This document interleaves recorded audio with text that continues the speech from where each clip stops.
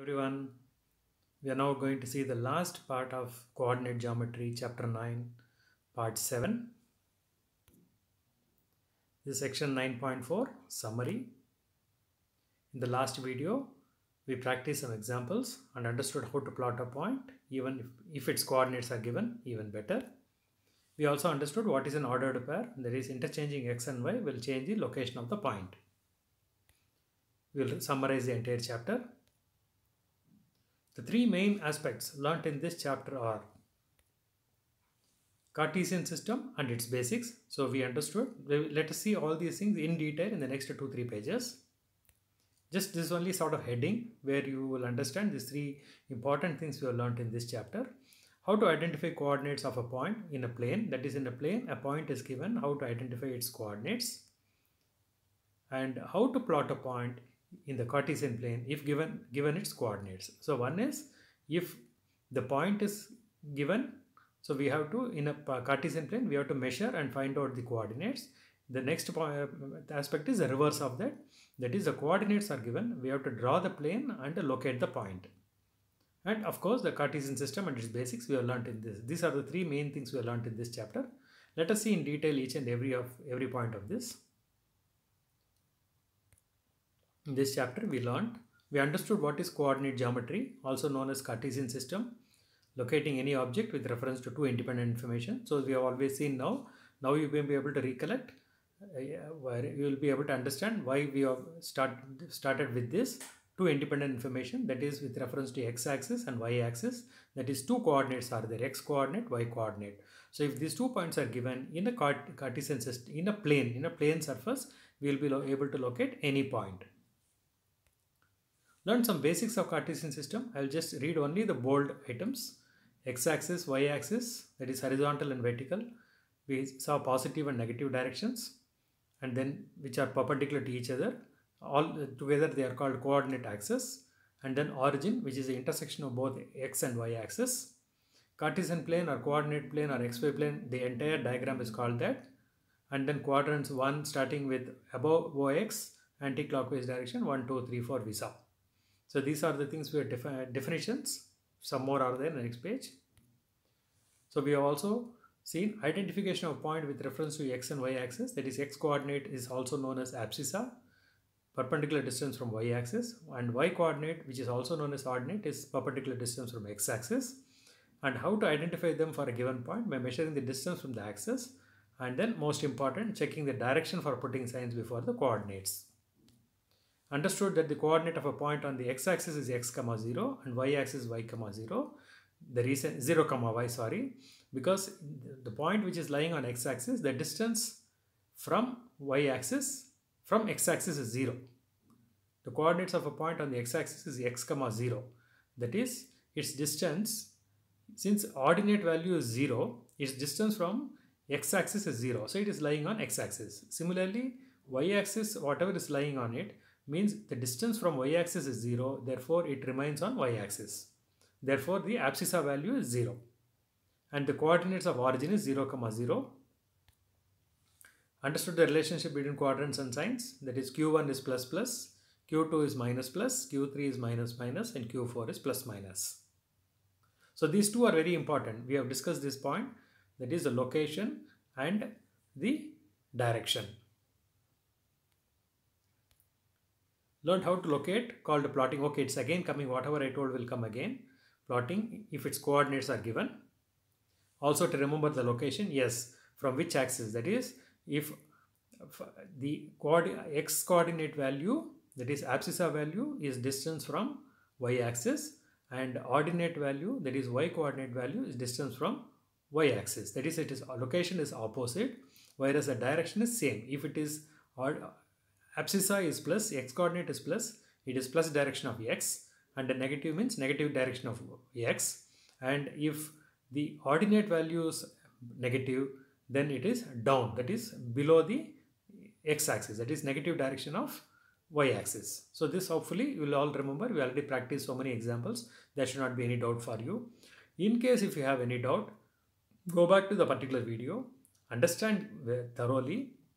You can also mark coordinate, you can draw the Cartesian plane. You can take random points 1 comma 4 minus 3 comma 2 2 comma minus 3. Like this you can take some 10 points, locate all the points and understand the direction and the location so that you don't make any mistakes in future. Understood what is an ordered pair, which refers to a unique point, that is interchanging the value, the coordinate and abscissa, the point also will change. So that means it is an orderly pair. There is no change. We should not interchange the x and y coordinates. Understood that ordered pair, that is x comma y is not equal to y comma x. That means if x is not equal to y, then x comma y is not equal to y comma x. That is, we cannot interchange. And also x comma y equal to y comma x if x equal to y. Both the points are same, then there is only one unique point. So now, after having understood what is coordinate geometry and having learnt its basics, let us now discuss what is the need for studying about coordinate geometry. That's what we discussed in the first part, that after we understand, then we will be able to discuss what is the need. Before understanding what is coordinate geometry, it would have been difficult. That's why I have not started with this. Now we will discuss what is the use of coordinate geometry. Coordinate geometry is useful for the below mentioned two purposes. These are main two purposes. Linear equations in two variables, ax plus by plus c equal to 0. Hope all of you will be remembering. Some of you would have studied in the last year. We will be studying this in the next chapter. In an equation, if you solve for two sets of values, that is ax plus by plus c equal to 0 is an equation. It's a linear equation in two variables. If there is an equation, if you are able to solve for two sets, that is, if you find x equal to one value and y equal to another value, and like this, x can have any different values and accordingly y value will change. If you are able to get two sets of values, then we can plot these 2 points in the Cartesian plane and join both of them to form a straight line. Let's see next page. So first what we will do, we will solve for two sets of values. That is, if x equal to, say for example in this equation, if x equal to 0, it should not be 0, x equal to 1 and y equal to 1, then we can see a plus b plus c equal to 0. So we will get some values. A, B, C is already given. A means maybe A maybe 2, B maybe 3, C maybe whatever 5. So if these values are there, then if you put x value, then we will get y value. Similarly, we can replace x with any value. Accordingly, we will get a value for y. Like this, if we solve two values and then plot the coordinates and then join the line. So we will study all these things in the next video, next chapter. Let's see in the next page what is there.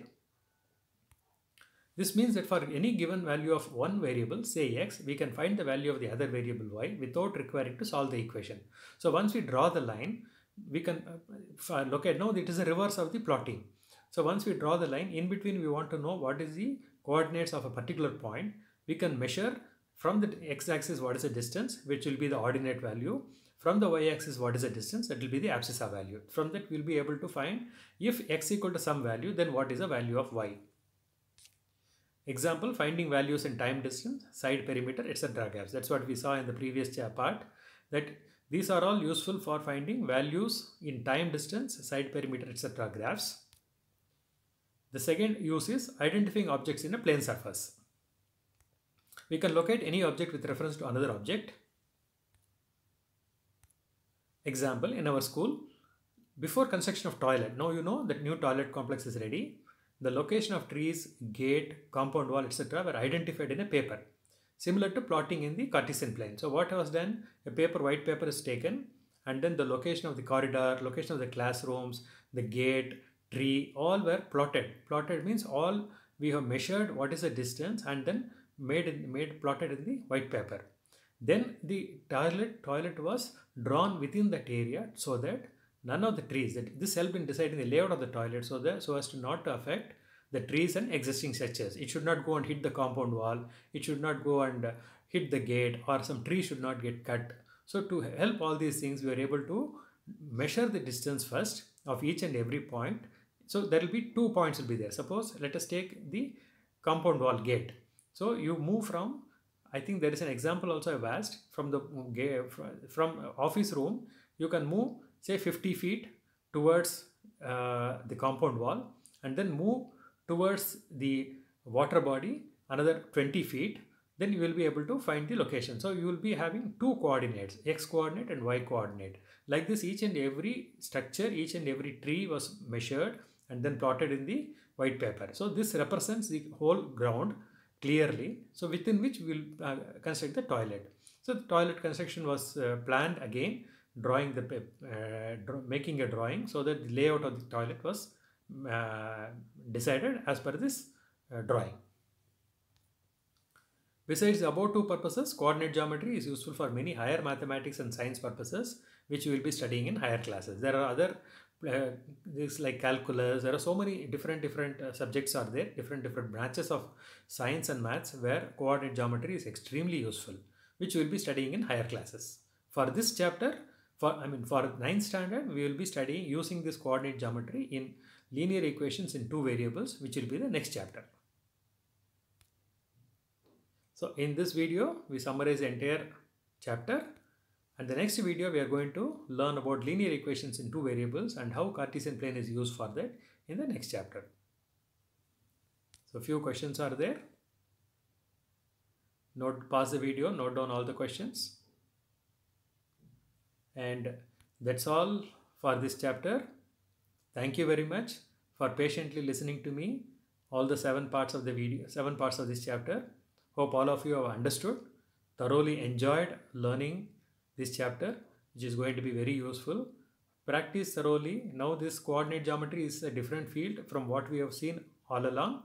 We have been seeing Euclid's geometry. So we will continue with Euclid's geometry maybe after the linear equations. But next will be a continuation of coordinate geometry, the uses of coordinate geometry, which we will be seeing in the linear equations in two variables.